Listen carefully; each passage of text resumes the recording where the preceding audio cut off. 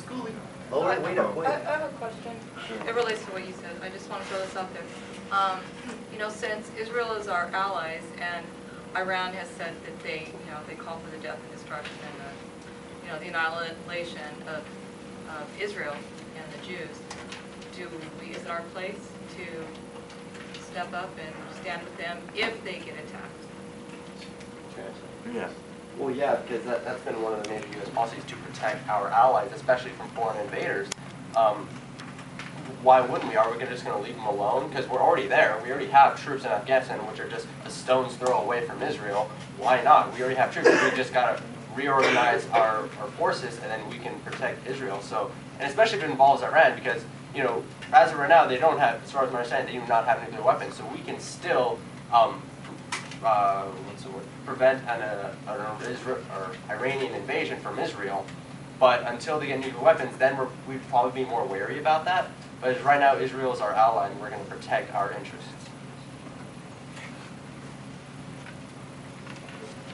I just want to address a couple of points. It's cool. You just said right now that that Israel and should be that Ahmadinejad or Iran's government, something like that, said Israel should be blocked off the map. Don't even forget, guys. He said Ahmadinejad, and I quote, says America, Israel, and the West must be wiped off the map. That's a quote that he said at a conference. So he doesn't like America. He doesn't like Western ideals, not just American Israel, Western ideals in general. So any nation that's Western, that's how do I explain that? It's progressive, like something like that. That's what he said. He said that to America, Israel, any country that doesn't like Western ideals. And also, you guys fail to realize this. Iran hates Israel. Israel hates Iran. Iran does not have nuclear weapons. Israel has nuclear weapons. If Israel wanted to, they could have nuked Iran. They don't do that because they have, they realize that if they do nuke Iran, other countries in the Middle East, other countries, probably America even would probably do this, would be, with their ties with Israel, would be like, oh, why did they do this? Why did they just nuke Iran? Israel realized that there are innocent civilians in Iran. There are innocent civilians in America. There are innocent civilians in Israel as well. There's always the population that is not associated with the government. They're just ordinary people. They're just regular people. That's why I'm trying to say to you guys is that if Iran does get nuclear weapons, and Iran does not care for its people, they do not care. They've shot their people. They've hunted their people. They've massacred their people and themselves in the name of their own government. Have done that to their own people. Iran has said they don't want the West they want to destroy the West. If they do get nuclear weapons, they don't care if they get nuked back. Their point of Iran's existence, well, not existence, but what they've said, what Ahmadinejad has said numerous times, is that he wants to wipe off America, and he does not care what the repercussions are. So if he gets nuclear weapons, he will launch them. Like, it's not even a question. He will do that because he said he wants to do that. He says he wants to wipe off the West, all that type of stuff. Those are quotes, by the way. I'm not making that up. Quotes. Okay, those were quotes, but you just assumed that Iran wanted to wipe off. Or you said you assume that Iran doesn't care about getting nuked back. First off, let me teach you something. Bush called all the Middle East terrorists. Did he wipe off all the Middle East? No. And I was going back to what someone said. I think it might have been, oh yeah, Chad. With the metaphor, or not Chad, actually, in general, look at, you guys are basically, let me put this in a metaphorical way, putting a cap on what Iran can do. All right, how about people of Iran, or just Middle Easterns in general? How about millionaires, or billionaires actually so far? Saudi Arabia has some of the most richest, wealthiest people in the world. You know how much it costs to get a nuke from a black market? $100 million. We'll put a cap right there. So you might as well go right now and say anyone in the Middle East cannot make $100 million or less. How would you feel about that? Wouldn't it feel so good? And with Iran, Ahmadinejad, okay, we're not retards. We're not going to nuke each other back and forth. Why are you so worried? You're Iranian, for that sake. I'm like, no, you're from Iran. You told me yourself, right? And making false accusations. No, Khalili. Sorry. And with Israel, you're saying Iran's the only country in this world that has killed its own people? No, I didn't say that. Okay, no, I'm just saying. You're acting he asked me a question. I'm sorry. And Anthony, Russia, we were enemies with Russia 50 years ago. The Cold War, as Chad said. We're best buddies with them now. We gave them, they had nuclear things. Did they nuke us? They were about to, they didn't.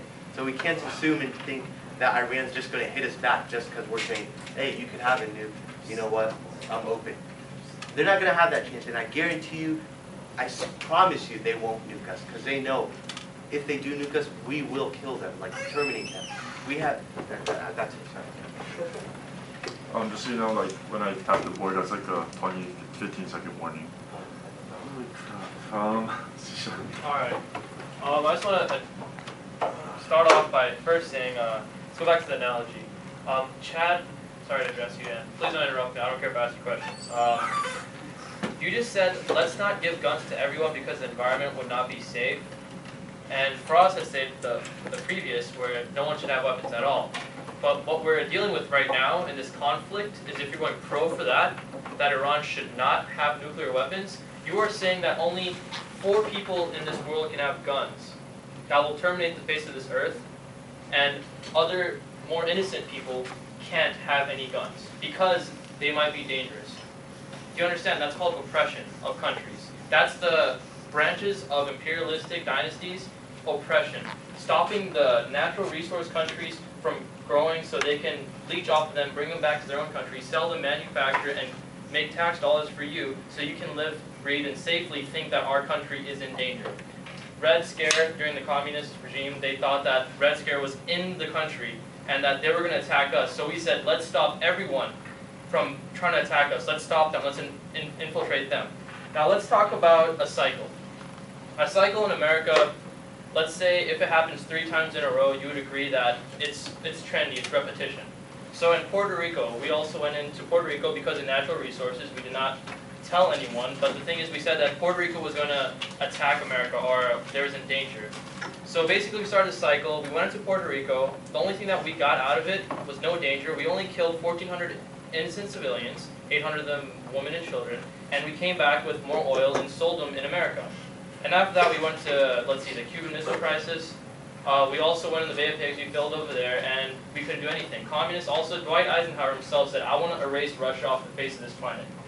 Did he act on it? No. Kind of like Ahmadinejad. That's a fake accusation. Also, let's look at Saddam Hussein. We said that he might have had LWMDs. Time's up. Cool. No. Yes. Motion makes sense because time. Second. Okay, all in favor say aye. Aye. All opposed say nay. Alright, so I just showed you two cycles. Now let's talk about the third one. 1 minute. 1 minute. 2 minutes. 1 minute only. Alright, now let's talk about the third cycle. In Iraq, we said that there were WMD, Saddam Hussein. America was so scared that we're going to be attacked. We were having debates in JSA back then 8 years ago, since we were in an 8-year war and we've spent how much money? Actually, I'm not going to ask you to answer that one. You don't know. But the only thing we got out of that country was oil. We came back, we completely diminished their economy, screwed over their economy, sent our own SEALs to that country, our Navy SEALs that were killed, our own innocent civilians killed over there for oil. And you guys think that we're in danger. That's the stupidest thing I've ever heard. It's a cycle and it's repeating. You guys are going to fall under it again. The only thing in Iran that we can get is oil. They don't have any WMDs to protect themselves. And as for Israel and Palestine, don't act like they're the bullies. As Faraz said, Iranians, Palestinians, whatever, they have their feet underneath a boot of militarism. And we're just pushing down slower and slower and slower, and they're going to crack at one point. And then what will you guys say? Oh, a new country. Oh, you know what, Africa, they have a new natural resource. Let's go over there, infiltrate over there. Time's up.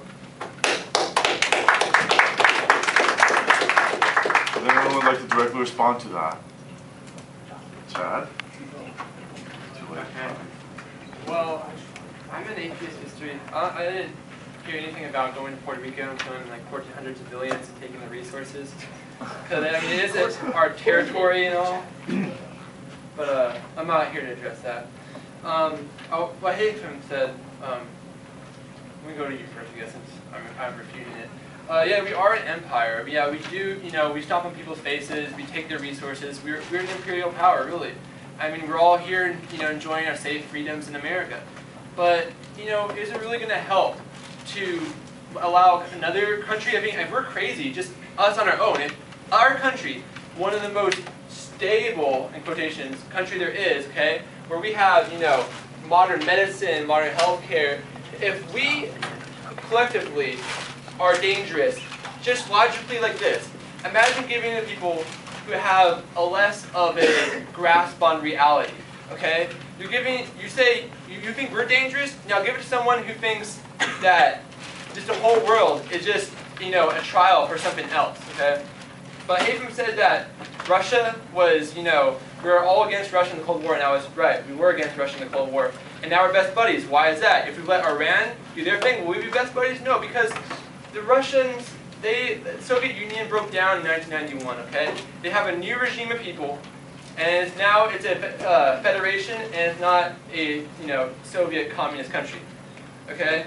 And I also want to point out that the president of Iran, Ahmadinejad, whatever his name is, he's also considered a moderate, okay? That crazy guy who said that we should wipe out, the Western culture, American Israel, he's considered a moderate in his group of people, and he's not even pulling the strings. So just imagine the other people who actually are. I got direct response. Let me go. Me a second to rebuttal. What?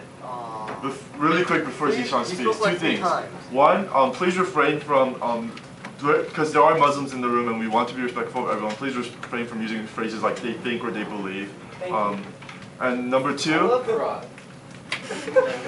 we all love our, hacky group. And number two, please, if you are called on to directly rebuttal a statement, please focus on rebuttaling the statement that you were called on to rebuttal, okay?